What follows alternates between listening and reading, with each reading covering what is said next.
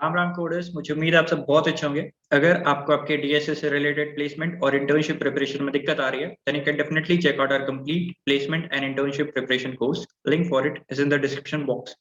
Well, आज का दूसरा सवाल इसमें क्या है कि आपको दो स्ट्रिंग दिए होंगे, ठीक है।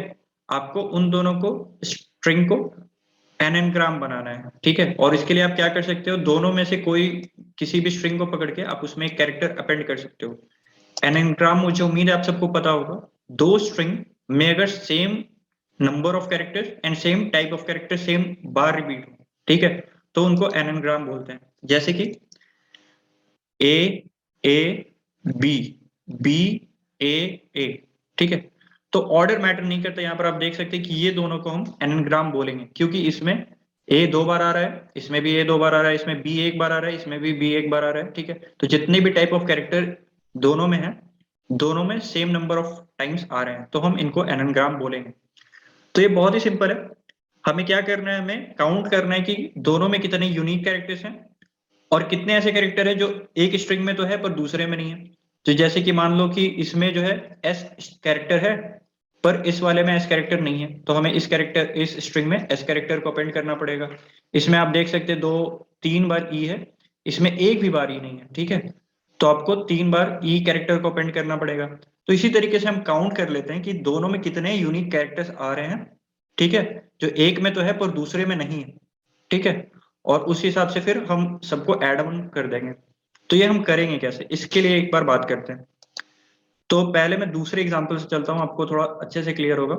उसके बाद फिर आप फर्स्ट वाले के लिए भी रिलेट कर पाओगे। सबसे पहले मैं क्या करता हूँ ना, फर्स्ट वाले स्ट्रिंग में जाता हूँ और मुझे जो जो कैरेक्टर मिलेगा उसको मैं एक हैश मैप में स्टोर करते चलता हूँ। तो सबसे पहले मुझे मिला एन, तो मैं एन को स्टोर करूंगा, उसका एक काउंट बढ़ाऊंगा। फिर उसके बाद मिला आई, तो मैं आई पे जाऊंगा, उसका एक काउंट बढ़ाऊंगा। फिर मुझे मिला जी, तो मैं जी पे जाऊंगा, उसका एक काउंट बढ़ाऊंगा।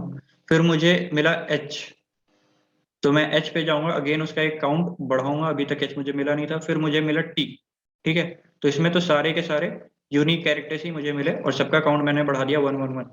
अब मैं दूसरे स्ट्रिंग में जाऊंगा, ठीक है, दूसरे स्ट्रिंग में जाऊंगा और फिर जो जो कैरेक्टर मुझे मिलेंगे वो अगर इसमें है ऑलरेडी तो मैं उसका काउंट को घटाऊंगा, और उसमें अगर नहीं है तो मैं उसका काउंट को -1 कर दूंगा, ठीक है। जैसे कि अगर मुझे यहाँ पर सी मिल जाता, ठीक है, तो मैं मैप ऑफ सी यहाँ पर स्टोर करता और उसको मैं -1 की तरह स्टोर करता। अब ये क्यों करूंगा, बस थोड़ा सा पेशेंस रखना, आपको सब कुछ क्लियर होगा। तो यहाँ पर फिलहाल तो अभी सी मिला नहीं है। यहाँ पर सबसे पहले हम टी पे गए, तो टी का काउंट 0 किया हमने। फिर हम एच पे गए, एच का काउंट हमने 0 किया अगेन क्योंकि एच है यहाँ पर। फिर आई पे गए, आई का काउंट 0 किया। जी का काउंट 0 किया। एन का काउंट अगेन 0 किया, sorry sorry sorry, THING, N और जी सबका काउंट 0 कर दिया।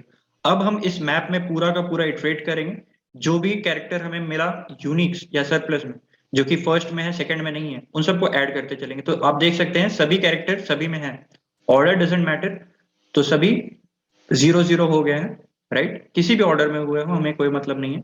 तो हमें मतलब इन दोनों को एनग्राम बनाने के लिए जरा भी मेहनत करने का जरूरत नहीं है, ठीक है।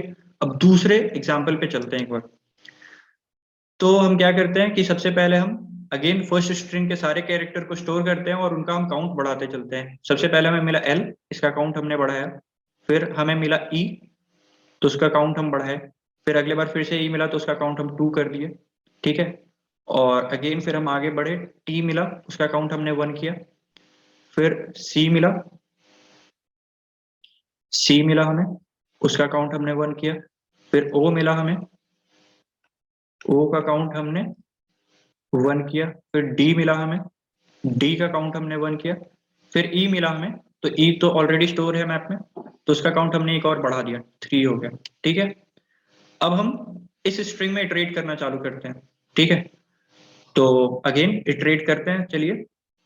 हमें सबसे पहले क्या मिला, एल, तो एल तो यहाँ पर है नहीं, सॉरी सॉरी सॉरी सॉरी। सबसे पहले हम इस स्ट्रिंग में इटरेट करना चालू करेंगे और इधर के जो जो कैरेक्टर है उसका हम काउंट यहाँ पर घटाते चलेंगे। यहाँ पर हमें सी मिला, तो सी इसमें भी है इसमें भी है, दोनों को 0 कर देते हैं, मतलब सी को हमें ऐड ऑन करना नहीं है। फिर हम आगे बढ़ते, ओ मिला, तो ओ का काउंट घटा देते क्योंकि ओ दोनों में है, तो हमें उसका भी काउंट को कुछ आगे पीछे नहीं करना है। फिर ए पे गए तो ए जो है आपका इसमें तो है पर इसमें नहीं है। इसका मतलब क्या हो गया कि आपको ए वाले को इसमें अपेंड करना पड़ेगा। ठीक है, आप कहीं पर भी अपेंड कर सकते हो। तो मैं ए को स्टोर करता हूं और उसका वैल्यू को क्या कर देता हूं, बाय डिफॉल्ट अगर आप किसी कैरेक्टर को रखते हो ना तो उसको 0 से कंसिडर करता है, एम ऑफ ए। अगर आप -1 करोगे तो it will be considered as कि मतलब sorry M of A minus minus अगर आप करोगे तो इसका मतलब वो क्या कंसिडर करेगा कि जो भी ए का वैल्यू है उसको माइनस माइनस करेगा। अगर ए पहले से स्ट्रिंग में नहीं था तो वो बाय डिफॉल्ट उसको 0 से इनिशियलाइज करेगा। जैसे कि M of A plus plus अगर आप करते तो पहले से अगर वो ए नहीं है, ठीक है, तो वो बाय डिफॉल्ट एम ऑफ ए को 0 मान के चलेगा और उसमें वो प्लस प्लस कर देगा। ठीक है, तो यहां पर हम क्या करेंगे, मैप ऑफ ए तो इसमें है नहीं, ठीक है, कोई बात नहीं है, हम इसमें स्टोर कर देंगे -1, क्योंकि हम अभी सब में माइनस माइनस करते चल रहे हैं ना, तो इसमें हम कर देंगे -1। और अगेन फिर हम आगे बढ़ेंगे, टी तो ऑलरेडी स्टोर है तो उसका एक काउंट घटा देंगे। फिर हमें मिला एस, तो एस आप देख सकते हैं कि फर्स्ट वाले में था नहीं, तो एस को आप स्टोर करो और उसका भी काउंट को इसका भी काउंट को माइनस माइनस करो। तो यहाँ पर आप देख सकते हो कि ये दोनों हमारे माइनस में स्टोर हो गए। तो हम क्या करेंगे ना कि सबका एब्सोल्यूट वैल्यू को ऐड करेंगे। ठीक है, तो इसका एब्सोल्यूट वैल्यू को ऐड किया 1, इसका भी एब्सोल्यूट वैल्यू को ऐड किया 1, अगेन 2, इसको 3 + 3 6, और यहाँ पर एक अगेन ऐड किया हमने 7। तो बस सिंपल सिंपल सा था, क्योंकि मैंने एक बार से इनिशियलाइज कर दिया था, सबसे मैं सब्ट्रैक्ट करते जा रहा था, तो यहाँ पर मैंने हर बार सब्ट्रैक्ट ही किया। अगर मुझे नहीं मिला तो -1 की तरह वैल्यू स्टोर होगा। तो क्योंकि यहाँ पर नेगेटिव वैल्यू भी आ सकते हैं, तो इसीलिए मैंने जब एड ऑन किया, जब फाइनली मुझे कितने कैरेक्टर्स को अपेंड करना पड़ेगा, तो वहां पर मैंने एब्सोल्यूट ले लिया, क्योंकि हो सकता है कुछ कैरेक्टर्स जो है वो सेकंड स्ट्रिंग में ही हो, फर्स्ट स्ट्रिंग में नहीं हो, तो उनका क्या काउंट होगा, उनका काउंट नेगेटिव में स्टोर होगा। तो इसीलिए मैंने एब्सोल्यूट ले लिया। और कुछ कैरेक्टर जो है अगर ए में सरप्लस है, बी में कम है या फिर नहीं है, तो वो तो अगेन पॉजिटिव ही रहने वाले, तो उसको आपको मतलब सीधा सीधा ऐड कर देना है।